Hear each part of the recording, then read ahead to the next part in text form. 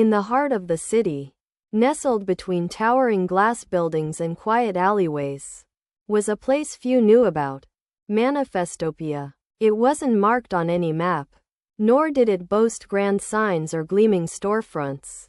But if you were looking for it, really looking, it would find you. Carter had been wandering the streets for hours, his mind restless, his soul heavy. A business analyst by day, he often found himself buried in numbers, graphs, and reports, yet feeling disconnected from the world he lived in.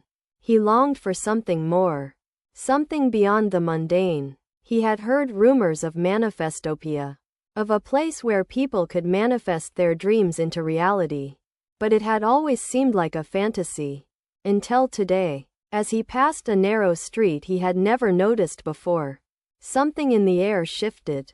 A soft glow emanated from the end of the alley. It wasn't the harsh fluorescence of city lights, but something warmer, softer. Curiosity pulled him forward. At the alley's end, he found an unassuming door, cracked open, inviting him in. The sign above read, Manifestopia. Carter hesitated. It felt like the kind of place one entered only after a decision had already been made. A choice to abandon the ordinary. He stepped inside. The air was thick with a strange energy, and the room felt alive. It was a cozy, dimly lit space filled with old wooden bookshelves, mismatched furniture, and scattered cushions. In the corner, a man with wild gray hair and a calm smile sat at a table, scribbling something on a piece of paper. He looked up as Carter entered. "Welcome," the man said with a knowing gleam in his eyes. "I see you've come seeking something." Carter opened his mouth to speak, but no words came out. He had no idea what he was seeking. All he knew was that something had to change. "Here," the man said, handing him a blank sheet of paper and a pen. "Write down what you want most in this world." Carter stared at the paper. His mind raced with thoughts of success, wealth, and freedom, but something deeper tugged at him. He realized it wasn't just the desire for more. It was the yearning for meaning, for fulfillment, for connection to something larger than himself. He wrote, "To find purpose beyond work, to connect with people who share my passion, to create something that inspires others." When he finished, the man nodded. "Now, you must believe it. In Manifestopia, the only limit is your belief in what is possible." Carter felt a strange warmth fill him, an energy that seemed to flow through him and into the paper.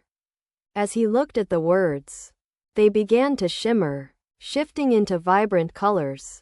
The room around him blurred, and for a moment, he saw glimpses of his dreams coming to life. Artwork that spoke to the heart. People gathered in collaboration. A life rich with creativity and connection. The man's voice brought him back to reality. "You are now part of Manifestopia. The path ahead is yours to create."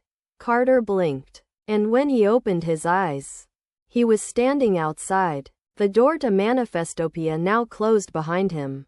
But something had changed. The city around him no longer felt like a cold, lifeless maze. It was full of potential, full of connections waiting to be made.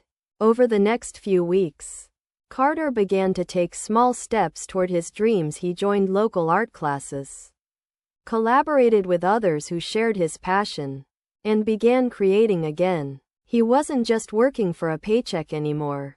He was working for something greater, something that connected him to the world in ways he hadn't imagined.